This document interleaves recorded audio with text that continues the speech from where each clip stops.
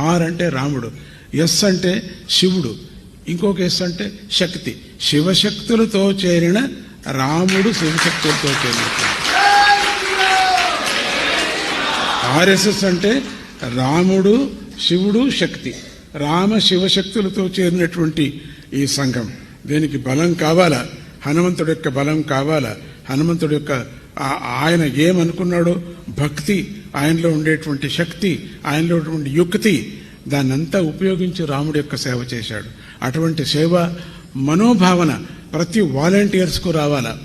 ఏదో బతుకుతున్నాం, ఏదో తింటున్నాం, వెళ్ళిపోతున్నాం, అట్లా కాకుండా మన దేశభక్తుల యొక్క కథలు మీరు పిల్లలకు వినిపించాలా. ఏం పాఠ్యపుస్తకాలు చూస్తే ఔరంగజేబు పెట్టినా, ఔరంగజేబు వచ్చాడు, దండయాత్ర అయిపోయింది, అలెగ్జాండర్, మనకి అది అక్కర్లేదు. అవంతా కూడా టిప్పు వచ్చాడు, హైదరాబాద్ చంపాడు, హైదరాబాద్ వచ్చి, ఏమిటి ఆ కథలు?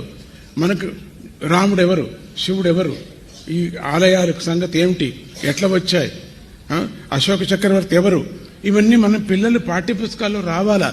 మన ప్రైవేటు పుస్తకాలు, ప్రైవేటు స్కూళ్ళకు నేను చెప్తూ ఉంటా, పుస్తకం ప్రింట్ చేయండి. అదే నిన్న సభ జరిగింది, ఆ సాధువులతో సభ జరిగింది. ఊరికే చేయలేదు మేము. 33 మంది సాధువులు కాదు, వాళ్ళందరూ పీఠాధిపతులే, పెద్ద పెద్ద వాళ్ళందరూ వచ్చారు.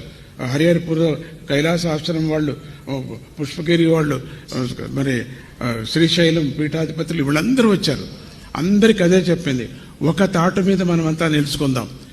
మీ ఉపాసన మార్గాలు ఏమున్నాయి ఇంట్లో పెట్టుకోండి, మీరు మఠంలో చేసుకోండి, కానీ సంఘ జీవంతో ఉండేటప్పుడు మనం శివుడే ఎక్కువ, విష్ణువే ఎక్కువ, అమ్మవారే ఎక్కువ, ఈ ధర్మంలోనే వెళ్ళాలా, ఇదే నామం పెట్టుకోవాలా, అట్లనే ఉండాలా చెప్పకూడదు. మీరు అందరూ ఒకటే, మనము హిందువులందరూ ఒకటే.